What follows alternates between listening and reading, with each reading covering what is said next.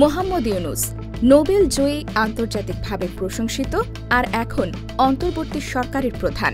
কিন্তু মাত্র ৯ মাস পর তার নেতৃত্ব কি সংকটে?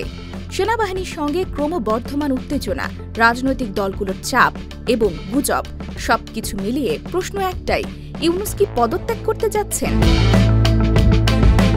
২০ মে ঢাকার একটি রুদ্ধদ্বার বৈঠক, অধ্যাপক ইউনূস এবং ৩ বাহিনীর প্রধানেরা। অফিসিয়ালি আলোচনা ছিল আইনশৃঙ্খলা পরিস্থিতি নিয়ে, কিন্তু ভিতরে সেনাপ্রধান জেনারেল ওয়াকারুজ্জামান সোজা সাপটা জানিয়ে দিয়েছেন, নির্বাচন ডিসেম্বরের মধ্যেই চাই, সেনাবাহিনী ব্যারাকে ফিরবে। এই বক্তব্য সরাসরি ইউনূস প্রশাসনের অবস্থানকে চ্যালেঞ্জ করে।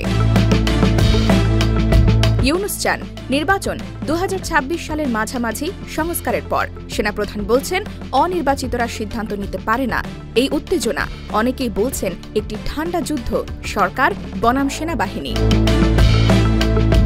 শেষ কদিনে সবচেয়ে আলোচিত গুজব, ইউনূস পদত্যাগ করেছেন। বৃহস্পতিবার রাতে উপদেষ্টা পরিষদের বৈঠকে নাকি ইউনূস নিজেই জানিয়েছেন, দায়িত্ব পালন করা তাঁর পক্ষে কঠিন হয়ে গেছে। ছাত্রনেতা নাহিদ ইসলাম ও আরও কয়েকজন উপদেষ্টার সঙ্গে সাক্ষাতে ইউনূস বলছেন, যদি সব রাজনৈতিক দল ঐক্যমতে না আসে, আমি এভাবে কাজ চালিয়ে যেতে পারি না। নাহিদের ভাষ্য, ইউনূস নিজেকে আন্দোলন ও রাজনৈতিক অচলাবস্থার কাছে জিম্মি মনে করছেন।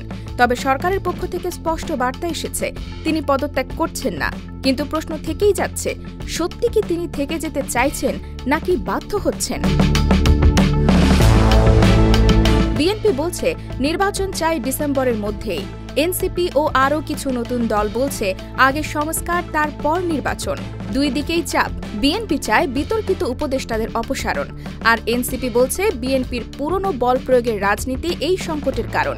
জাতীয় ঐক্য, তা এখন শুধু কাগজে কলমেই, সবাই নিজেদের এজেন্ডা নিয়ে ব্যস্ত।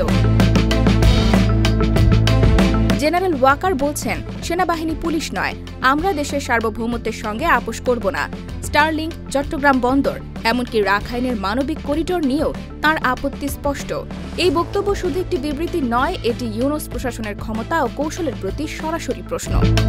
বিশ্লেষকরা বলছেন, ইউনূস প্রশাসনের আন্তরিক উচ্চাভিলাষ বাস্তবায়নের পথে সবচেয়ে বড় বাধা রাজনৈতিক ঐক্যের অভাব ও রাষ্ট্রযন্ত্রের দ্বিধা। একটি পক্ষ চায় দ্রুত নির্বাচন, অন্য পক্ষ চায় বড় সংস্কার ও নতুন সংবিধান, আর সেনাবাহিনী বলছে সময় শেষ হচ্ছে। বাংলাদেশ এখন ইতিহাসের এক গুরুত্বপূর্ণ সন্ধিক্ষণে। একদিকে গণতন্ত্রের প্রতিশ্রুতি, অন্যদিকে রাজনৈতিক বাস্তবতা ও নিরাপত্তার চ্যালেঞ্জ, একই সঙ্গে নানা রাজনৈতিক দলের বিভক্তি ও গণমাধ্যমিক গুজব। প্রতি গুজবের মধ্যে সবার দৃষ্টি এখন ইউনূসের দিকে। তিনি কি পারবেন নেতৃত্ব ধরে রাখতে, নাকি আরেকটি ১/১১ ধাঁচের সেনা সমর্থিত ব্যবস্থা ফিরে আসছে? এখন সময় বলবে, ইউনূস ইতিহাস গড়বেন নাকি নিজেই ইতিহাস হয়ে যাবেন।